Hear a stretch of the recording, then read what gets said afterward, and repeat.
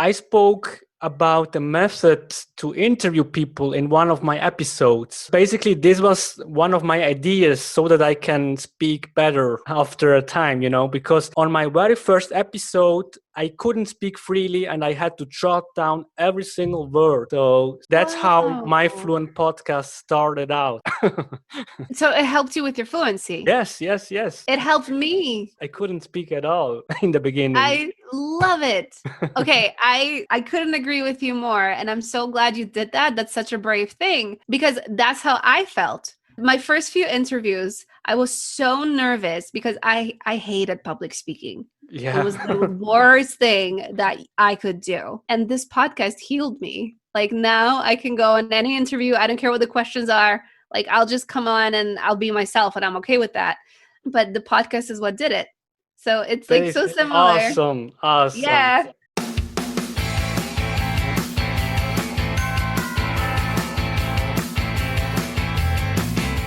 I used to speak with an accent, and I used to be very afraid of sharing my voice and speaking up. This was something that I struggled with for many, many, many years, and I do not want you to struggle with the same thing. I know what it feels like when you move to another country and you start to speak a new language and you do not know how to express yourself, or you feel like you cannot express yourself freely because you sound different. It is not a good feeling, and it is something that a lot of people who learn another language, and in our case, English, struggle with because non-native speakers tend to compare themselves to native speakers, people who speak English since they were born, and it is definitely not a fair comparison. This was an excerpt from one of Lena's videos on her website, and it's from the section of her mini guide for speaking English with clarity and confidence. So I want to encourage you to head over to Lena's website, and the link is in the show notes. But now, without any further ado, let's get started. It's nice to see you and to meet you. You too. I'm excited to be here. I think it's a perfect fit for my Fluent podcast because your story is quite inspiring. It's really great. Also, there is a lot of content on your website. It's just fantastic. Oh, good. Oh, I'm glad. My suggestion is, because I have jotted down some words or expressions, maybe it would be cool to make it like a warm-up, You can just tell us one sentence or two, just what comes to your mind. Oh, cool. To get to know you better. That's a great suggestion. So, Lena, what comes to mind when you hear holistic healing? A way of life. Okay. Dream of being a journalist? Oh, that was my dream when I was younger. So this was my first dream. Luna? Oh, my baby. My favorite little doggy in the world. Challenge? Oh, that's a good one. I think it's like a must. Almost a challenge is a blessing in a way because it helps us grow. 3 key benefits of daily meditation. Oh, I would say a peace of mind, a healthier mind, body and soul. And I think one of the best ways to succeed in life. Mindfulness. Mindfulness for me, it's kind of been like a saving grace. Let's put it that. It's a transformative saving grace in my life. Okay. Great. A good TV show is? Ooh. Should I give you my classic or something that I watched recently? Whatever you want. Feel free. I'm going to go with The Office. It's like one of the best comedy shows ever. Yeah, that one is great. Yeah, I love that one. Sometimes I'll start a sentence and I don't even know where it's going. I just hope I find it along the way. Like an improv conversation. Improvisation.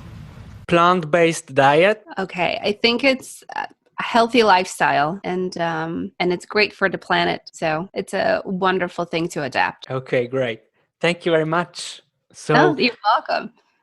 Could you please introduce yourself to our listeners? Yes. So my name is Lena Livinsky. I am a speech pathologist and an accent coach who moved to the US when I was almost 15 years old. And when I first moved here, I didn't really speak very good English. I spoke it based on what I learned in school. But when I moved here, I was able to learn, and it's completely transformed my life in a way, being able to live in a place like New York and meeting people from all over the world. So right now, I am also a podcast host. I host a podcast called The Accented World, where I interview immigrants, first generation or kids of immigrants, and world citizens, people who are inspiring and successful, in the hopes of inspiring the immigrant community and people from all over the world to dream big and pursue their passions based on the possibilities that have, been kind of suggested by the guests based on their own experiences. So that's me in a nutshell. Okay, great. This sounds really interesting. So you moved from Poland to the USA, right? Yes. And then in the first place, you struggled quite a lot, right? When it comes to the pronunciation of the English language. Yes, I did. Could you give us some background, or how was the time in the beginning as a 15-year-old girl? Yes. Well, it was a difficult time for me because, first of all, I came to the United States. I moved here without having been here. So it was a difficult thing to do, coming from a little town in Poland, which was the only place I really knew. I've been outside of Poland once before that, where my dad took us to Czech Republic and Germany, but those are still pretty similar to Poland in ways, right? In terms of culture and landscape and traditions. So it was a huge cultural shock for me coming here. And on top of that, I had to communicate in a brand new language. So it was definitely a very difficult transition at first. It took me a few months to make peace with that, leaving my friends behind, leaving my dog behind, my family behind. So it was definitely not easy. But I ended up going to a high school. I was enrolled in a high school where nobody spoke Polish, right? So by default, I had to speak English because otherwise I wouldn't be able to communicate with anybody. So it was kind of, initially I was really upset about that because obviously it's not very comfortable and it's a very difficult transition. But it was a blessing in disguise because of how I was forced really to speak English. I learned fairly quickly. And given still my young age, I was able to learn the language to speak it pretty fluently within a few months. About 6 months, I was already able to hold a conversation and, understand my classes. And pretty quickly, initially I was enrolled in English as a second language program, but I was able to graduate from that after the first year. Okay, that sounds really great because, only in 6 months you could reach a certain level. So what is one of your top tips on how to reach such a fantastic goal? Was it because, as you mentioned before, you were kind of forced to speak the language? Yeah, so I think it's a mix of everything that happened to me, because one of the best things to do when you're learning a new language is immersion, right? You want to be around that language. So not only speaking, but hearing it. So I think that was what made it happen for me so quickly, because I was hearing it and I was immersed in that language. I was surrounded by English, throughout my day. I only spoke Polish with my friends, and that was 2002, so we didn't have Facebook and all that stuff where I could just go on and talk to my friends the whole day when I was home. It was still like I was speaking English a lot. I would say maybe 80% of my day. So because of that highly, that strong immersion that I was in, so I was hearing English majority of my day. I was forced to speak it majority of my day. That was why it happened so quickly for me. So that's definitely one of my biggest tips. Immerse yourself in the language. And there's ways of doing that even if you don't live in a country that is predominantly English speaking. Okay, great. And what does accent mean to you? That's a really good question. I am actually a huge fan of accents. Even though I'm an accent coach, my goal in therapy or when we work together, it's not about changing your accent or making you feel like, oh, no, like, let's get rid of this. This is just no good. You have an accent. Just start. No, I think accents are beautiful and they're part of who we are. And I think they make you unique because they tell a certain story by the way that you speak, of where you're from and what you've been through. So I think accents are just wonderful. Yeah, I think it's a mixed bag in a way, because I think it's wonderful indeed. In my case, for example, I live in Switzerland in the German-speaking part, and we have loads of different accents or dialects. And I come from a part which is considered to be a bit strange, not strange, but exotic. So we use a lot of vocabulary which is not understood well by others. Also, our structure is quite different and unique, and the pronunciation. So Yeah. I just need to say one single word and then I got spotted, So sometimes Oh, it's difficult because there are many vocabularies which I have kind of eliminated from my arsenal. I don't use them because I know if I use them, I'm not understood. well, that's the downfall of having an accent. So this Yeah. is why it's important to be mindful of that, because I think having an accent, like I said, is a blessing. But for a lot of people, and I can only speak from experience based on what English speakers are doing, right? Because I don't speak German, so it's a very different language. But I think, it's kind of the same idea around whether I speak English in New York, it's very different than somebody who would speak English in, let's say, Louisiana, right? So everybody has their vernacular and everybody has their different slang words and the cultural influence on the language. Even though it's the same language, it's still going to be influenced by the region of where it's spoken. So it's true. So is there like a standard German that is spoken in Switzerland? No. Well, television is in standard German and all books are in standard German, but there are no standardized Swiss German. There are Yeah. no dictionaries. So it is also very difficult to learn it for a foreigner, for example, because there are so many different dialects. So it's really difficult Yeah. to pick one. Yeah. Absolutely. Yeah. Absolutely. And it's interesting because, there's such a big German influence in like Switzerland and Austria and Germany and other countries. So I can only assume, because every single country, even though they're small, but they're so rich in culture, that the language is going to be influenced very highly by it. It's very interesting, actually, to Yes. hear. Yeah. And in my dialect, we have a lot of words from Italian, and we have Italian Wow. words and French words as well integrated. And Wow. I was not aware of that in the beginning, but then when I got to know other Swiss people, then they pointed it out, kind of. So Oh, okay. From different regions of Switzerland. yes. Yeah. And because in Switzerland, we have also other languages. We have also Italian, we have French, and Retro-Romanic as well. Okay. I knew about French, but I wasn't aware of Italian and Retro-Romantic, you said? Yes, but Wow. Retro-Romanic is only spoken by about 50,000 people. So Wow. it's a small amount. Is it native to Switzerland or does it come from a different place? Well, it comes from a different place. It's a mix between Italian and Latin. So Oh, wow. it's a bit, yeah. Do you speak it or do you only speak No, German I speak German, and English? French.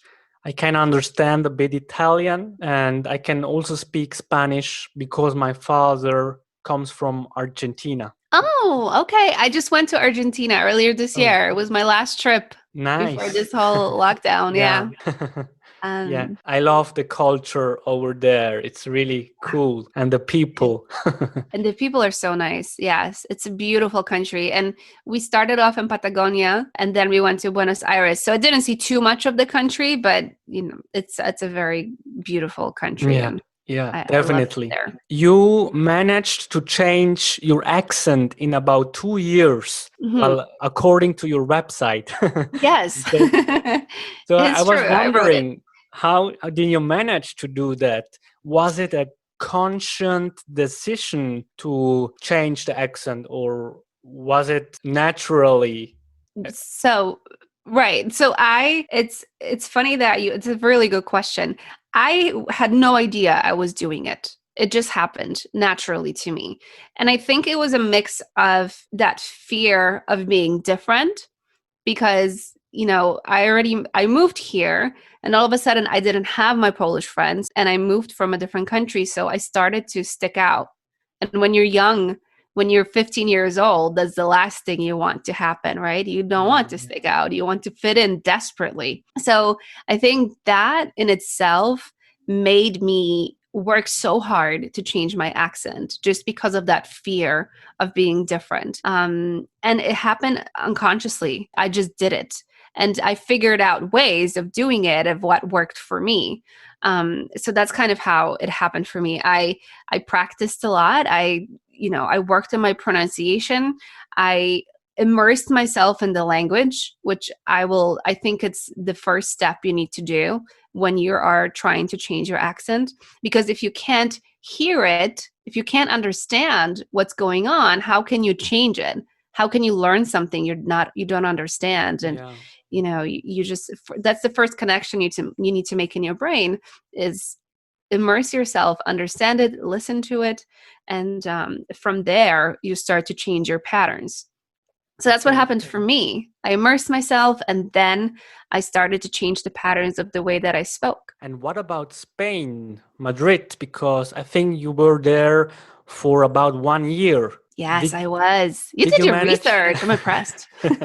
Did you manage to pick that accent as well, the Spanish accent?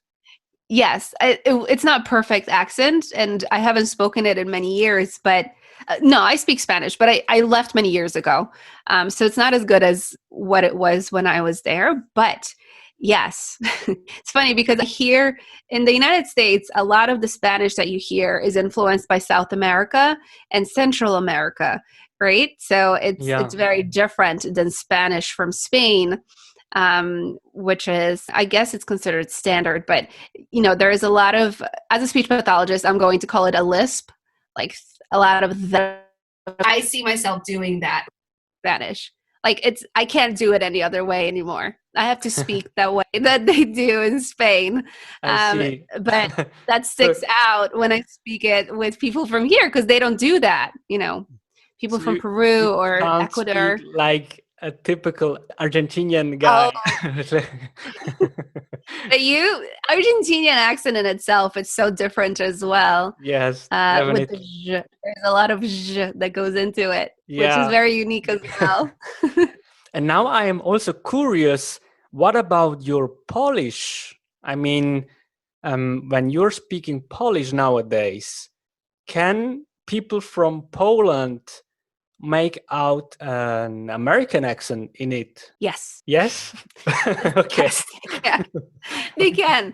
But I think my accent is the best in American when I speak American English. I think that's the purest accent I have just because I speak it the most. And before I got married, my husband is Polish as well. My Polish was suffering. Like I wasn't using it very much. My accent was really high and I didn't know because I can't hear it. But whenever I went back to Poland and I spoke to my friends or I spoke to friends of friends or my family, everybody like pointed it out to me like, oh, you sound American now. I'm like, what are you talking about? No, I don't. But then when I got married, to Dominic, we speak Polish to each other. So that helped me so much to fix my accent back to. Yeah, I see. It's not where it was, but it's better. Yeah, I think it's normal because the people around you, they kind of, they influence you, because Mhm. I see that with myself, as I am not living in the region anymore where I grew up, and I am surrounded by people from all around Switzerland. So so I listen to a lot of different accents, and my accent or my dialect changes as well. It's automatically, it's not a decision that I am making, but over the years, my my speaking, it changes. It It changes. it It's changes. kind of funny. It's that immersion piece, I tell you. When you're surrounded by another accent or dialect or language, your brain just sucks up that information and it transforms the way you speak. Yeah. So that's what happened. Yeah, it happens to us. So if I was to move to, let's say, I don't know, maybe Alabama or something, like I'm sure my accent would be influenced by that over some time. Yeah. And as a matter of fact, you won the cutest accent poll in high school. So Yeah. could you please tell us more about it? Yeah. So every year, and I'm not sure how it is in Switzerland, but in the United States, you have a yearbook. So it kind of summarizes the year of your class, especially as a senior. Your last year in high school, like that's a really important yearbook. So they did a lot of like contests and polls and different things that were, um, you know, kind of put in the book based on our year. So one of the things they did a lot of polls, like, I don't know, best smile or best dressed, best Yeah. style. There was a lot of different polls, and one of them was cutest accent, and by far I won from That is everybody.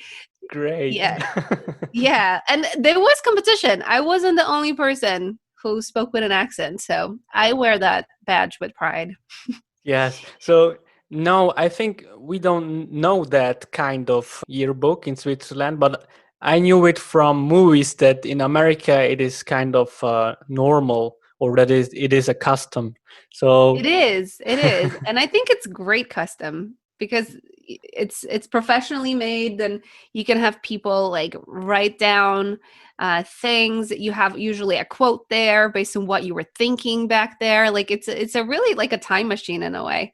yeah. Now, I mean, I graduated high school so many years ago, so looking back, it's so fun to watch, and I forgot half the people in it already. So it's a good reminder. Let's move on to the next topic, which is your podcast. So you're the host of Accented World Podcast.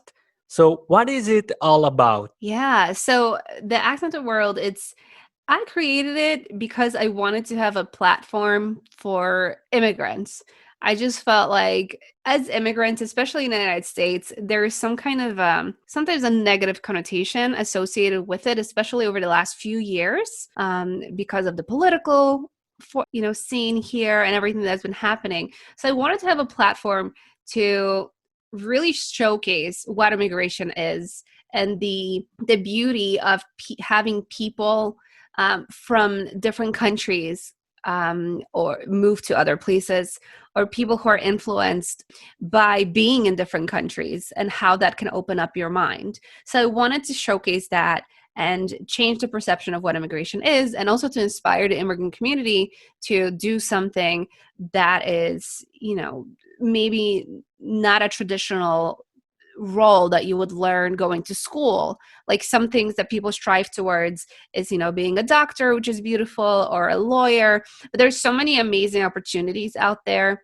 based on what people are doing, especially with this day and age, with the internet and the online scene. There's so many incredible opportunities out there. So I wanted to showcase that, and I wanted to interview people who are doing something that is successful and inspiring, to inspire the immigrant community to pursue these types of non-traditional roles and to showcase what immigration really is about. Then it's not the typical language learning podcast, right? It's No. more to inspire people and to get new ideas and new perspectives. Yes, exactly. But also we can learn about communication and different topics, because I think the newest episode is about learning English, I think. Yes, I find, yeah. So it's a mix because of my background as a speech pathologist and accent coach, like these things come up in conversation naturally. But the last episode with Olga, she is an English as a second language teacher with a very rich background. She's actually in Italy right now, freelance teaching English.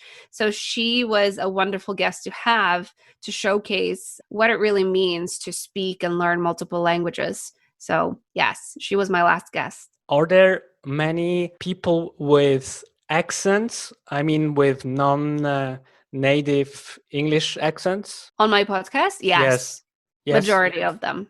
The majority of them. Yes. I wanted it to be a safe space for you to, no matter what kind of accent you have, because sometimes having an accent, like you said before, it's not only a positive thing. For some people, it can get in a way of your confidence, and it can really impact the way you're able to communicate with others. So I wanted it to be a safe space. So whether you have an accent or not, and you have an incredible story, I want you on my show. Yeah. It's a great podcast. I mean, I have listened to a few of them, and I am definitely going to listen to more of them because this is right up my alley. Good. I'm glad. I jotted down something from the newest episode, a mantra for learners: accept who you are as a learner and also as a speaker. I think this is really important for us because sometimes, in my case, sometimes it's just me who is struggling against me, or fighting me because I don't have a good attitude. But we have to accept ourselves, who we are, and then it's gonna be easier for us to learn, I think. 100%.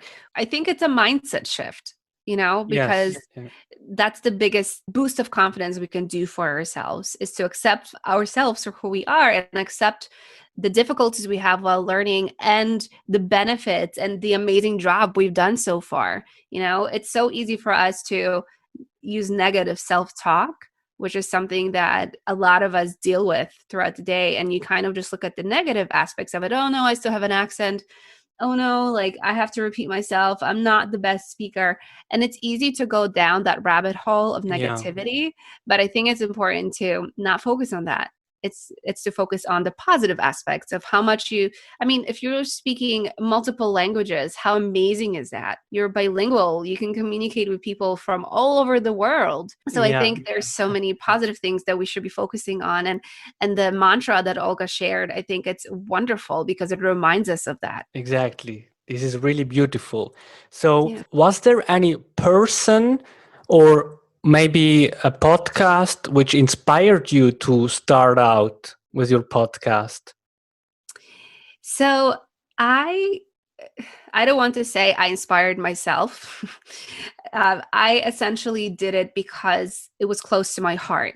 I knew I wanted to start a podcast for over 2 years. And initially I thought it was going to be about spirituality and how that influenced, things like meditation, how that influenced my life, because it's a huge influence in my life and it's something I'm really interested in. And there's so many other things I'm interested in, but it never felt like the right thing. So one night I was going to sleep. It was kind of at the beginning of the quarantine. I think it was like April, where I was just, going to sleep. And all of a sudden, I just knew what I wanted the podcast to be, because I kind of embraced my past. I embrace who I am. And instead of looking externally to see like what would be a good conversation podcast, I just embrace who I am. And that's how the podcast came out. This is really great. I like that. Because I also want to embrace myself more. It sounds maybe weird, but I try to become a better person, or it's not only a language thing, because I think everything is connected in a way. And if I can grow as a person, I'm pretty sure that it will also help me to grow as an English speaker. So yeah, so that is really great. Yeah, I think it's that mindset shift we just talked about, right? Exactly. Yeah. And what could you learn from your guests? Are there any examples that you could tell us about? Maybe a story that inspired you from a guest, or maybe you could learn a meditation technique or communication technique, or Yes. anything that comes to mind spontaneously. Honestly, every episode I learned something because every single guest I've had on, I've been very lucky. Everybody has been amazing and had some very inspiring stuff to share. But one thing that comes to mind recently was my episode with Michelle Quay. I think it was the 27th episode. She is just incredible. Right now, she is a leadership and confidence coach, but she has a disability. And she spoke about how that influenced her in her life and how difficult it was because she moved to the United States around the same age that I did. And the transition was even so much harder for her. Not only did she have to learn English, but she also had a disability, which is a physical disability after a car accident. So it was so difficult because not only did she sound different and speak different, she also looked different. So that entire episode was tremendously inspiring based on her story and how she went from somebody who had such a difficult time to being a confidence and leadership coach, and how her life influenced her to do that. And she also shares her journey of climbing the Machu Picchu, of going there with a disability, which was like a complete crazy attempt, right, based on how long it was going to take her. And it was just such a beautiful, tear-jerking story. So that's definitely one of my first favorite stories that I've heard on my podcast, and one of the most inspiring that's always stayed in my heart. Okay, I will put the link in the show notes and I will check it out as soon as possible.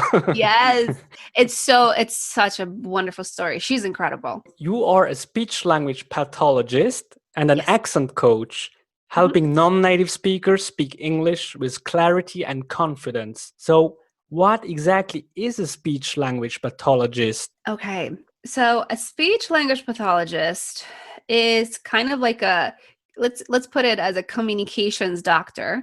But the umbrella of speech language pathology is actually pretty wide. A lot of the times when you hear that term, you think of speech language pathologists working to fix your L or working to fix how you pronounce certain sounds. But it's so much more than that, because we work with people who have swallowing issues. We work with children who are not eating to get them to eat. We work with language, and in terms of, fixing the structure of your language, there is so much. We work with children who are on the spectrum, autistic. The umbrella is very wide. So that's what a speech pathologist is. And accent coaching actually falls under that umbrella of speech pathology. Okay, I see. But maybe could you explain? I didn't get it. I mean, why do children don't want to eat? That's a good question. There's a lot of reasons. A lot of kids who have some kind of aversions to eating. So they either refuse to eat. It could be something that was traumatic to them, right? Let's say they're eating a piece of pasta and they choke on it. So all of a sudden in their mind, they're like, I can't eat because I'm going to choke. This, it's unsafe. Or they were fed in a way that was inappropriate when they were younger. So they were given too much, or they were given too little, or stuff that wasn't necessarily appropriate for them based on their age or their ability. So there's a lot of reasons why kids will refuse to eat. So I work with kiddos who are medically compromised in some way. So a lot of the kids who I have will have like a G tube, a tube for eating. And then we work to try and wean them off that tube and getting them to eat by mouth. And sometimes it's also about having like a wider variety of food to get so they're not only eating like chicken nuggets, which is a typical kid food, and they're eating like a variety of vegetables.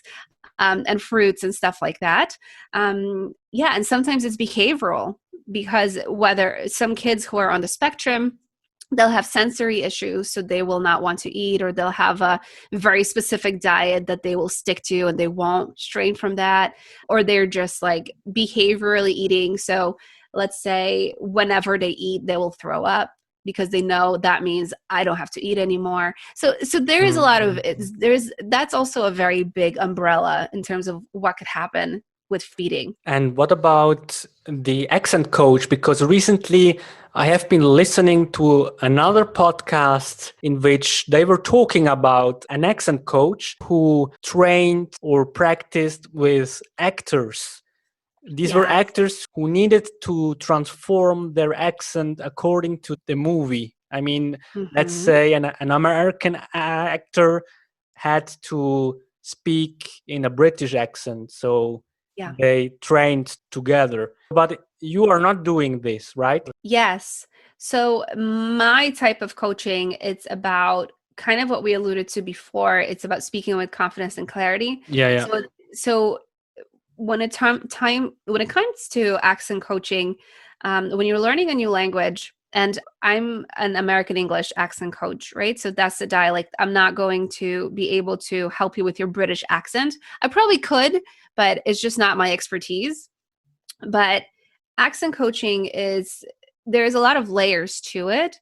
But essentially what we work on is that auditory training, which comes through the immersion piece. You work on your pronunciation, you work on the cultural aspects of the language, you work on the prosody, so like the melody of the language, and learning all these aspects. Once you understand them and you practice them enough, it will come together to make you sound clearer. You can communicate better, so you don't have to get frustrated if you're speaking and somebody's asking you to repeat yourself constantly because they're not understanding you, or because your confidence is down because you feel like, oh, I'm just not that great at speaking English. So it kind of all comes together to give you that boost of confidence and help you become a better speaker.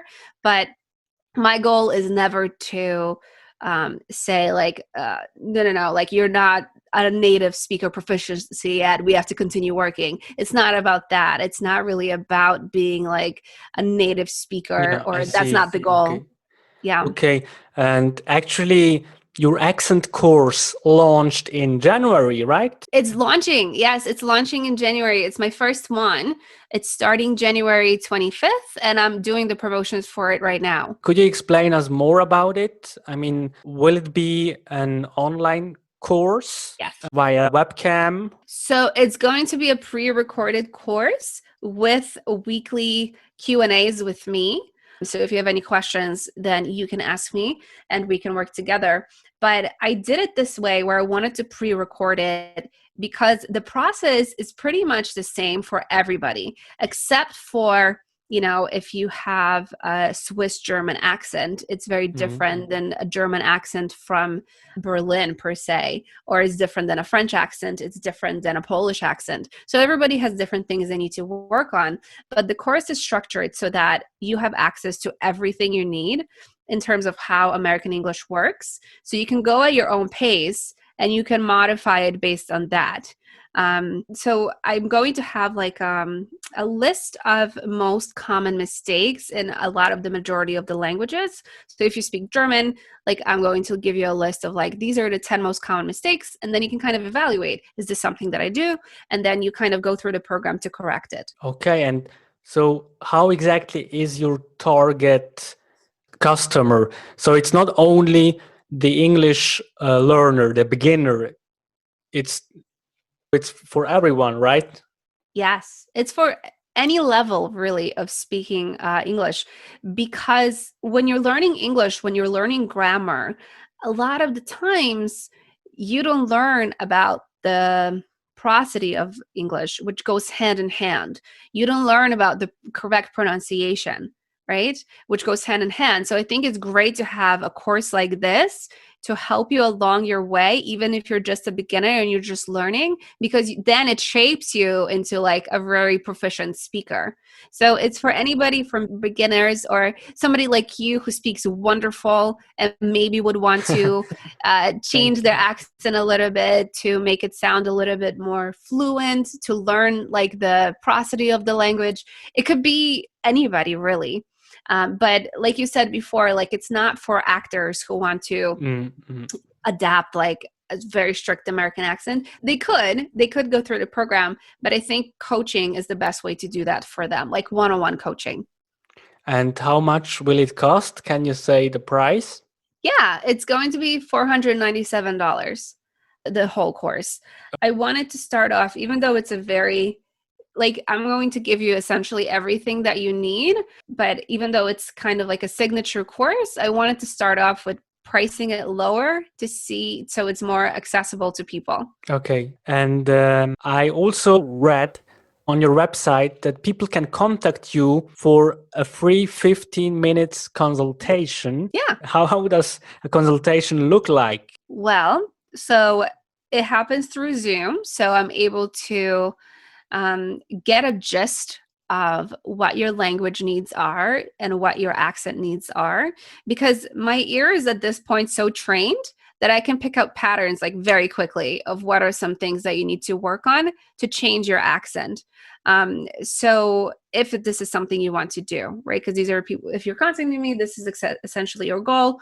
So that's what it is. I can kind of give you a direction, and then we can talk about, what will be the best way of you to going about it. Is it one-on-one lessons? Would it be group coaching? So that's what a consultation would be. It would kind of give me an idea of some of the things. And if we are a good match, because sometimes you meet clients and you just don't have a good match, right? And I would never want to do that. If you're not a good match, I'm not the person to help you, then we wouldn't work together. Yeah, that makes sense. So could you already pick up some patterns of mine? Yeah, I could. I mean, did you spot any patterns which I could improve? Yes. So one of the things that comes to mind, patterns, right? That's like it's not a D. So you're saying it as a patterns, right? And it's not the right sound. It's the double T. So you would say it differently, like patterns. Yeah. So that's a common mistake I've heard you make throughout the podcast with the double T. So that's just like one thing that you can work on to get that sound correctly. Lena, where can we find you online, and how can we get in touch with you? Yeah, so you can find me at lenalivinsky.com. That's my website. I'm there. I'm essentially anything you need. If you want to get a free consultation or learn more about me, you can do it there. And I'm also on Instagram at lena.livinsky, and across different platforms as well. Okay, great. Thank you very much, Lena, for coming to my Fluent podcast. It was really a pleasure. It was really interesting, and I'm definitely going to listen to your podcast. Good. I'm going to listen to more of your episodes. I love how you structured it. You had such amazing thought out questions. I appreciate all the work you've done looking into me. And I had a really good time. So thank you so much. Bye. Okay, thank you. Bye. Bye. This is Scott Holmes, Upbeat Party, a great song. I am Daniel. Thank you very much for listening. Oh, and by the way, it's Lena, not Lena, how I said it many times. There is still a lot to learn from me, but it's okay because we love our language journey, right? See you the next time. Bye.